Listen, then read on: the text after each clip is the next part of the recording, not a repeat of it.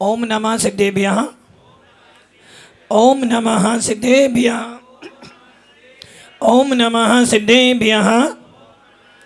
यदर्चा भावेन पमुदते मनादरे दुर्यः छनादासित स्वर्गी गुणगण समध्या सुखनिधि लभन्ते सद्भक्त्या शिव सुख समाजम किमु तदा महावीर स्वामी महावीर स्वामी महावीर स्वामी गुरुवाह बंतु नो नित्यम ज्ञान दर्शनेन एका चारित्रान गंभीरा मोक्षे मार्ग उपदेशका पंच परमेश्वरी भगवान की एक राधिनाथ भगवान की अंतिम शासनपति भगवान महावीर स्वामी की आचार्य श्री कुंद कुंद भगवंत की आचार्य श्री विमल सागर जी महाराज की आचार्य गुरुदेव सन्मति सागर जी महाराज की 3 करोड़ 9 करोड़ मणि राजा की द्वादशांजन मणि माता की।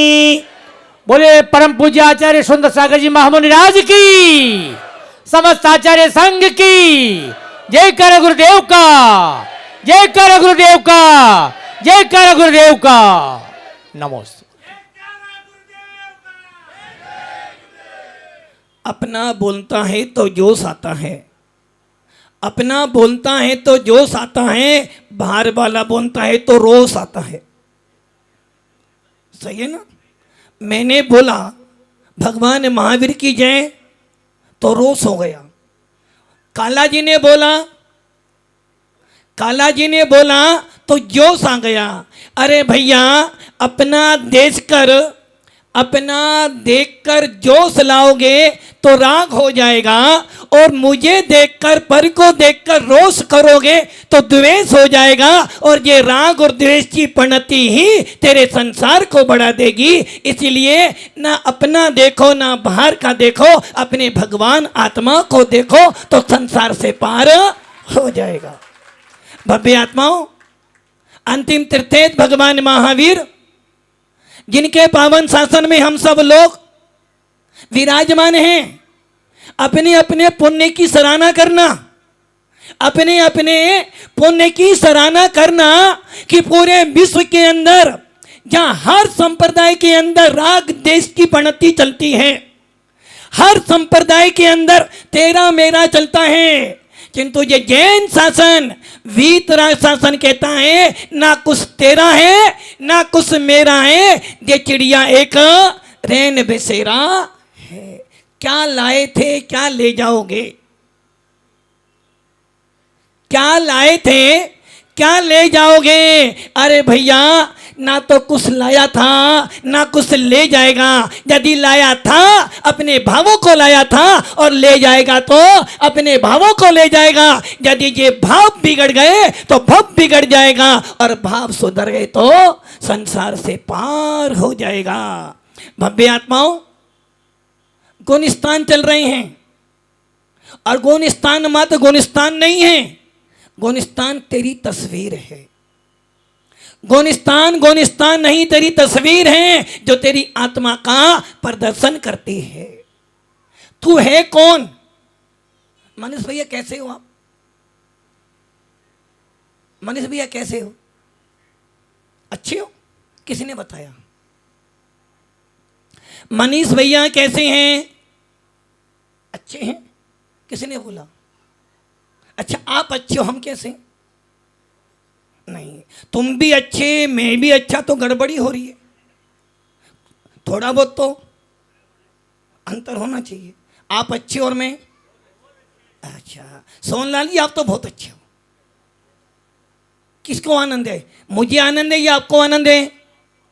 यदि मुझे आनंद आ रहा है तो मेरे आनंद आने से तुझे आनंद आने वाला नहीं है, और यदि तुझे आनंद आ रहा है तो मुझे आनंद आने वाला नहीं है। जो कि मेरा आनंद मेरे ऊपर निर्धारित है, तेरा आनंद तेरे ऊपर निर्धारित है। यदि तेरा आनंद मेरे कारण है और मेरा आनंद तेरे कारण है, तो यहीं पर तेरा मेरा हो रहा है। और तेरा मेरा जब तक चलता चला जाएगा, कभी भावों में निर्मलता आने वाली नहीं है।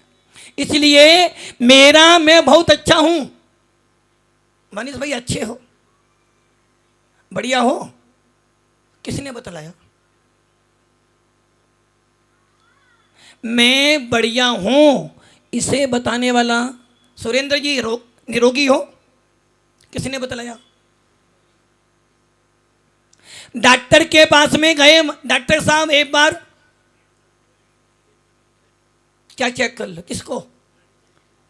नारी को। गलती हो जाएगी। यदि नारी चेक कराओ तो गलती हो जाएगी, और नाड़ी चेक कराओगे तो गड़बड़ी हो जाएगी। मतलब कि तू बीमार है, ये कौन बता रहा है? डॉक्टर, वैद्य, वैद्य बता रहा है। पदम जी कौन बता रहा है? कौन बता रहा है? कहीं गलती नहीं हो रही? अरे मैं बीमार हूं, मेरी नाड़ी बता रही है, डॉक्टर नहीं बता रहा। डॉक्टर तो मात्र उसे देखकर तुझे बता रहा है कि तू रोगी है। जब तेरी नाड़ी खराब होती है तो तेरे अंदर कुछ कुछ तो। आपको बीमार बुखार आया है, किसने बतलाया? तुझे पहले महसूस हुआ, और जब तुझे महसूस हुआ कि मुझे कुछ लग रहा है कि आज शरीर थोड़ा सा, माथा थोड़ा सा नहीं भारी हो रहा, दुख नहीं रहा, भारी हो रहा, भारी। अटैक आया, किसने बतलाया? अटैक आया, डॉक्टर ने। अरे यदि अटैक आया है तो यहां दर्द हो रहा है, और दर्द हुआ तो आपको लगा कहीं में, शेखर जी क्या लगा दिया? दर्द हुआ तो क्या हुआ? कहीं ऐसा तो नहीं? तो किसने बताया तू रोगी है? डॉक्टर ने। डॉक्टर ने तो मात्र अनुमान लगाकर तुझे बताया तू रोगी है, किंतु मैं रोगी हूं इसका निर्णय करने वाला मैं स्वयं हूं। कोई मुझे रोगी बताने वाला। वैसे ही मैं बढ़िया हूं। मनीष जी बढ़िया हो, किसी ने बतलाया? मैंने बतलाया। मैं अच्छा हूं। संदीप भैया मैं अच्छा हूं, मैं अच्छा हूं, और तुम? अच्छा, वो कह रहे महाराज आप तो अच्छे, मैं बहुत अच्छा हूं। अरे जिस दिन तेरे भावों में ये बढ़ती हो जाए, महाराज तो अच्छे हैं किंतु मैं उनसे भी, क्योंकि मेरा आनंद मेरे पास में है, मेरी परिणति मेरे भावों में है, मेरा अस्तित्व मेरे से है, किसी और से। दिनेश जी कौन कौन आया है? अच्छा, परिवार के साथ में आपकी भूमिका क्या है? परिवार में मुखिया कौन है? मैं मुखिया हूं। अच्छा ये बताओ, आपको आनंद आ रहा है ना? परिवार पूरा आया। अरे यही गलती कर रहा है, ये परिवार तेरे को आनंद देने वाला नहीं है, ये परिवार तेरे को तेरे भावों से गिराने वाला है। तेरा परिवार तेरे मोक्ष मार्ग में आड़े आने वाला है। ये परिवार तुझे राग उत्पन्न करवा रहा है, और तेरा ये परिवार तुझे नहीं देख रहा, अपने स्वार्थ को देख रहा है, और तू उनको देख देख कर आनंदित हो रहा है। ये आनंद राग है, ये आनंद आग है, और ये आग तुझे कहीं ना कहीं संसार में घुमा रही है। यदि तू किससे आनंद हुआ? सुमन भैया किससे आनंद हो रहा? तो बच्चा भी अभी आ जाए तो ऐसे जैसे जन्नत मिल गई। क्या मिल गई? और पत्नी आ जाए तो फिर तो 16वां स्वर्ग पार हो गया, और महाराज जी आ जाए तो पहला गुणस्थान हो गया। नहीं हुआ? टेंशन कब होती है? टेंशन कब होती है? राजकुमार जी आज तो बहुत चमक, लाल लाल कैसे हो सारे? क्या बात है, कोई गड़बड़ी तो नहीं है? राजकुमार जी गड़बड़ी नहीं है? गड़बड़ी नहीं है? गड़बड़ी करनी है। बोलो अभी गड़बड़ी नहीं है महाराज, गड़बड़ी तो अभी करनी है। मतलब कि अब ये सोचो आनंद किससे आ रहा है? टेंशन कब हुई आपको? राजकुमार की टेंशन कब होती है?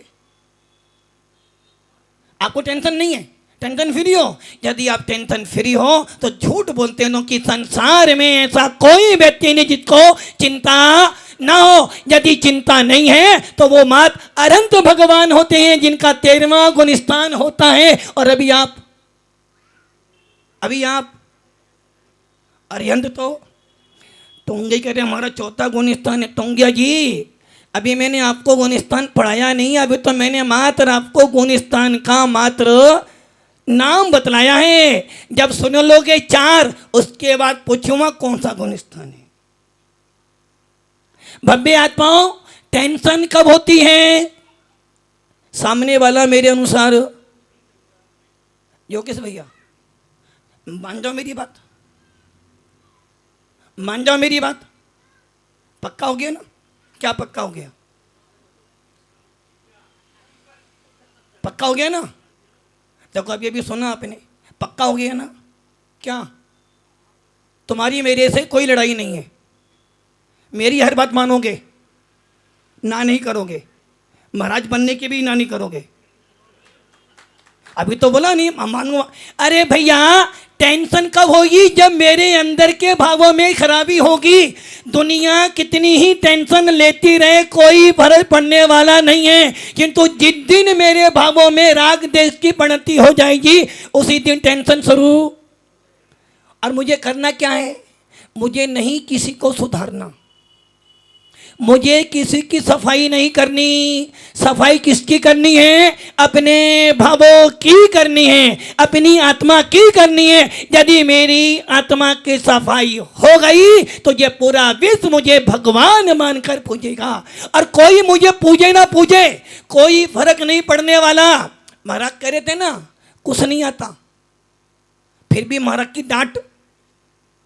कुछ नहीं आता, इतना जरूर आता है कि कुछ समझ में नहीं आता। कुछ भी नहीं आता है किंतु ये समझ में आता है कि कुछ समझ में नहीं आता। अरे कुछ समझ में नहीं आता इसीलिए तो महाराज के पास में आया हूं। जिस दिन समझ में आ जाएगा उसी दिन भगवान बन जाऊंगा। यहां हम मोक्ष मार्ग में समझाने नहीं आए हैं, मोक्ष मार्ग में समझाने नहीं आए हैं, समझने आए हैं। उलझने नहीं आए हैं, उलझनों को दूर करने आए हैं। और गुणस्थान प्राप्त करने नहीं आए हैं, गुणस्थान अतीत होने आए हैं। भव्य आत्माओं एक माँ जब मथानी घुमाती है, मक्खन के लिए क्या करती है? मथानी घुमाती है। ऐसी कौन सी मां है जो बिना प्रयोजन मथानी घुमाती है? वैसे ही भगवान के चरणों में जाते हो, भगवान की भक्ति करते हो तो भगवान की भक्ति करने का कोई ना कोई तो प्रयोजन, कोई ना कोई तो प्रयोजन है ना? क्या प्रयोजन है? आपका प्रयोजन क्या है? पंचोली जी क्या प्रयोजन है? यहां आने का प्रयोजन क्या है आपका? अरे यदि गुणस्थान बढ़ाने का प्रयोजन है तो अभी तेरी भक्ति में गड़बड़ी है। यदि भगवान की भक्ति करने आए हो, भगवान के चरणों में आए हो तो हमारा लक्ष्य एक ही है कि हे भगवान तेरे चरणों की भक्ति कर कर मैं भी अपनी भगवत्ता को प्रकट कर दूं, तेरे चरणों में आकर मैं भी तेरे जैसा बन जाऊं। और इसी का नाम है गुणस्थान अतीतो। आप हमारे पास गुणस्थान बढ़ाने नहीं आए हो, गुणस्थान गिराने नहीं आए हो, गुणस्थान अतीत होने नहीं आए हो। हम यहाँ पर आए हैं कि जैसी तस्वीर देखते हैं वैसे भाव बनते हैं, और जैसे भाव बनते हैं वैसा मेरा परिणति होती है। भगवान जिस प्रकार एक हीरो को देखते हो, तो पंचोली जी किसे देखते हो? हीरो को? नहीं, गड़बड़ी हो रही। हीरो को तो वो देखते हैं, आप किन्हें देख रहे हो? अरे गुरु को देखते देखते तो पूरा हाईवे साफ हो गया। गुरु को देखते देखते पूरा हाईवे साफ हो गया, फिर भी अभी तक गुरु दिखे नहीं। अरे गुरु को देखने का प्रयोजन तो एक ही है कि हे गुरुदेव, जब तक तुम्हारे सामने रहता हूं, दिनेश जी, जब तक गुरु जी आपके सामने रहता हूं तब तक को लगता है जीवन का आनंद आ रहा है। हे गुरुदेव, जब तक आपकी छवि देखता हूं तो लगता है किसी समोसन में विराजमान हो, और जब जब आपको निहारता हूं तो लगता है मैं भी भव्य जीव तो हूं। और आपकी छवि देखकर, आपकी मुद्रा देखकर और आपकी वाणी सुनकर लगता है कि हे भगवंत, वो दिन कब आए जब मैं भी मुनि बनकर आत्मा का आनंद लूं। साधु की सेवा, जिनेंद्र देव की भक्ति गुण स्थान के लिए नहीं है, जिनेंद्र देव की भक्ति तो भगवत्ता को प्रकट करने के लिए है। एक माँ मथानी घुमा रही थी। हमने एक भगवान की भक्ति किस लिए की है? निज भगवत्ता को प्राप्त करने के लिए। संसार में दो प्रकार के लोग हैं, अब आप देखना कौन से लोग हो। काला जी, काला जी क्या कर रहे हो? काला मत करो, वाइट करो, वाइट। काला जी कहां बैठे हैं? पीछे, कोई देखे ना कोई। और वो इसलिए पीछे बैठते नजर ना लग जाए। यदि आपकी नजर लग गई तो फिर पूरा का पूरा काला हो जाएगा। आराधी अभी तो नाम से काले हैं। भव्य आत्माओं, क्या कह रहा था मैं? नहीं, दो आदमी नहीं बोला मैंने। संसार में दो प्रकार के जीव होते हैं। अब सोचना आप कौन से जीव हो। पहला जीव वो है जो भक्त नहीं बनना चाहता है। क्या बनना चाहता है? भक्त नहीं बनना चाहता है। क्या बनना चाहता है? अनंत जी क्या बनना चाहते हो? अनंतनाथ भगवान की। एक वो जीव है जो भक्त नहीं बनना चाहता है। क्या बनना चाहता है? अरे मूर्खो, भक्त नहीं बनोगे भगवान बन जाओगे। अरे जो भक्त नहीं बनना चाहता वो भगवान कभी नहीं बन सकता। जो भक्त नहीं बन सकता वो भगवान कभी नहीं बन सकता। एक कह रहा है मुझे भक्त नहीं बनना, तो भगवान भी नहीं बन सकता। दूसरा कह रहा है मुझे तो क्या बनना है? भक्त बनना है। पहला कह रहा है मुझे भक्त नहीं बनना, दूसरा कह रहा है मुझे भक्त बनना है। बताओ अच्छा कौन सा है? कौन सा नीरज भैया? कौन सा? पहले वाला दूसरे वाला? 2 नंबर वाला बढ़िया है। गुलाब जी,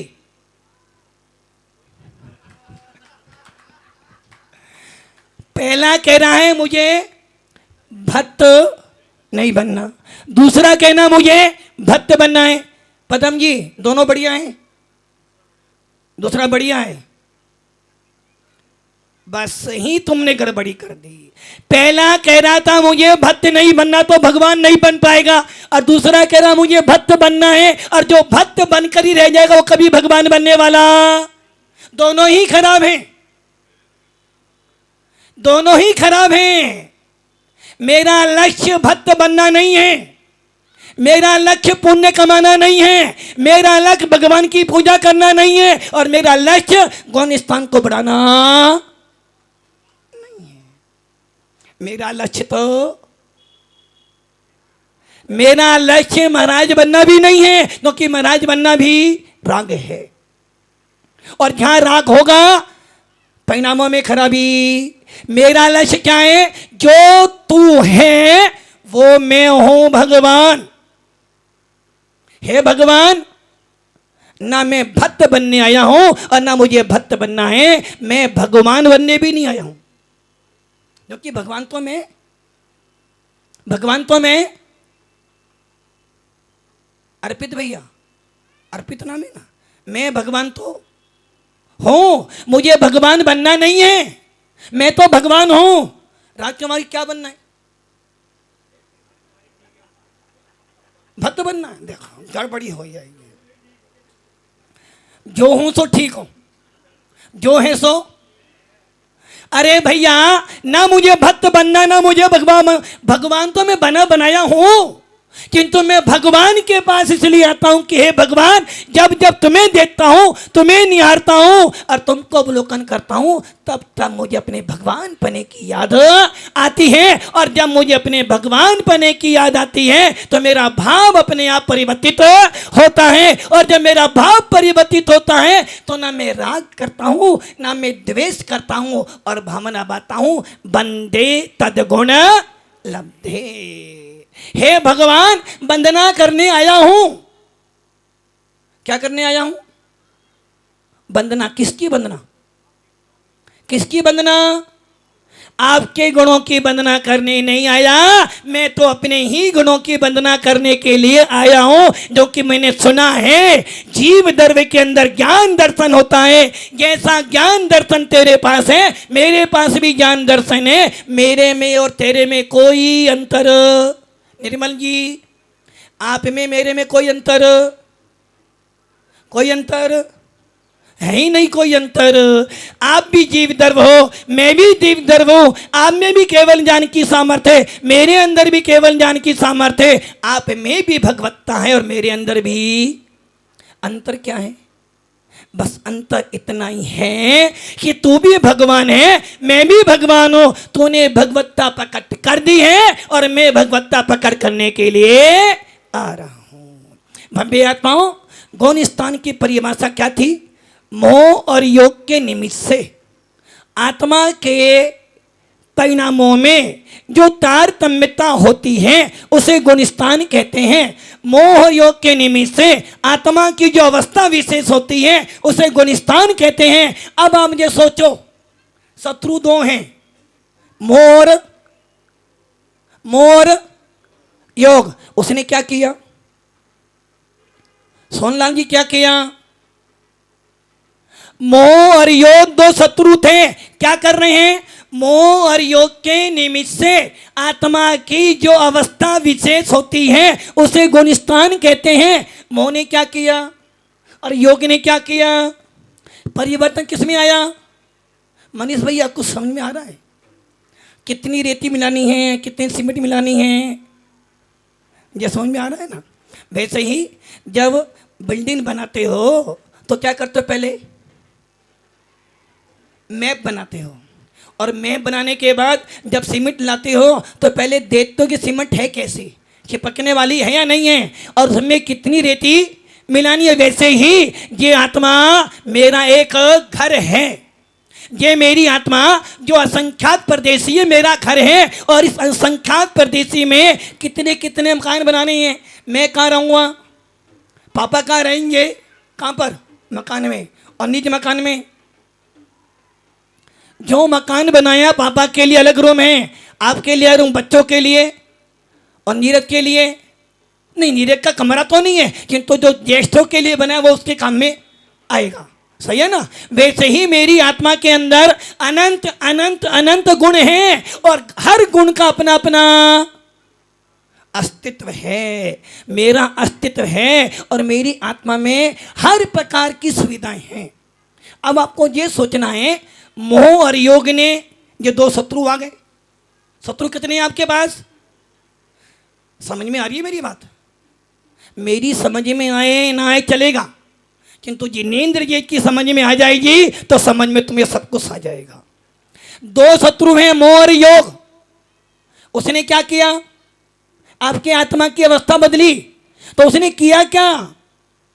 कि गुण स्थान कौन बना रहा है आपका? मोह और योग। उसने क्या किया? तेरी आत्मा को बिगाड़ा, और जब आत्मा बिगड़ेगी तो क्या होगा? गुणस्थान गिरेगा, और जब आत्मा सुधरेगी तो गुणस्थान बढ़ेगा। और जब मोह और योग दोनों छूट जाएंगे तो तू गुणस्थानों से अतीत हो जाएगा। तो मोह और योग ने क्या किया? बस दो काम किए। क्या काम किया मोह और योग ने? दो ही काम किए। न कि आत्मा में क्या है? श्रद्धा और चारित्र। क्या है? श्रद्धा और चारित्र। ये ध्यान रखना, तेरे गुण स्थान जो कितने गुण स्थान? कितने गुण स्थान है? 14वां गुण स्थान आपका है। गुण स्थान 14 है, ज्यादा नहीं है, मात्र 14 ही सीढ़ी पार करनी है। और यदि 14 सीढ़ी पार कर ली तो भगवत्ता बन जाएगा, और यदि 14 से पहले में आ गया तो भगवत्ता समाप्त हो जाएगी। मोह और योग, श्रद्धा और चारित्र, 13 गुण स्थान श्रद्धा और चारित्र पर टिका है। मोह ने क्या किया? श्रद्धा बिगाड़ी। मोह ने क्या किया? श्रद्धा बिगाड़ी। योग ने क्या किया? चारित्र बिगाड़ा। जब योग ने चारित्र बिगाड़ा तो तेरा गुण स्थान गिरा, और जब योग ने चारित्र बढ़ा दिया तो गुण स्थान तेरा बढ़ा। जब मोह ने श्रद्धा बिगाड़ी तो तुझे लोग कहते हैं मिथ्या दृष्टि आ गया।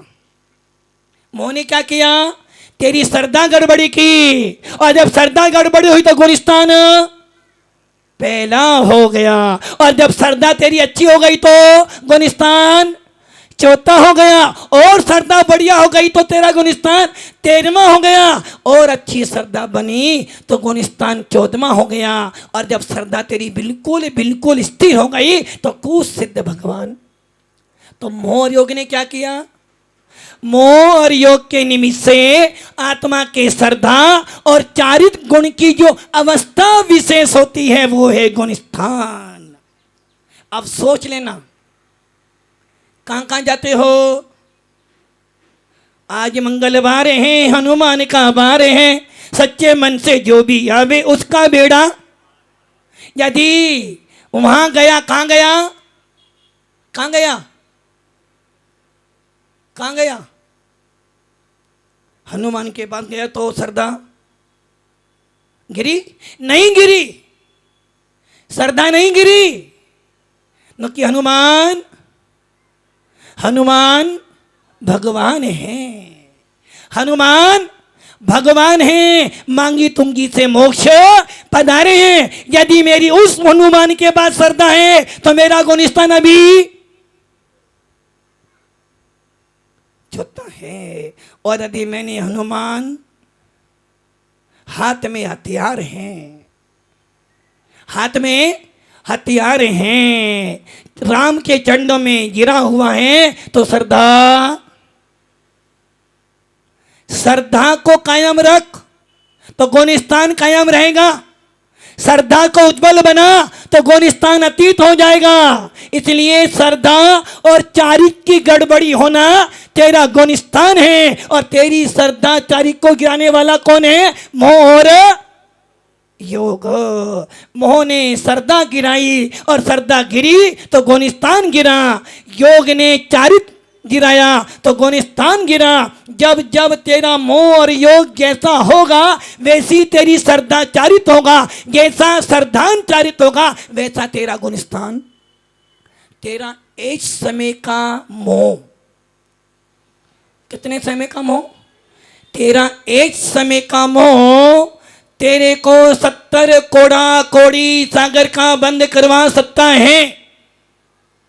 तेरा एक समय का योग, तेरा एक समय का योग तुझे अनंत संसारी बना सकता है, और तेरा एक समय का श्रद्धान, तेरा एक समय की आत्मा की श्रद्धा, तेरी एक समय का भेद विज्ञान तेरे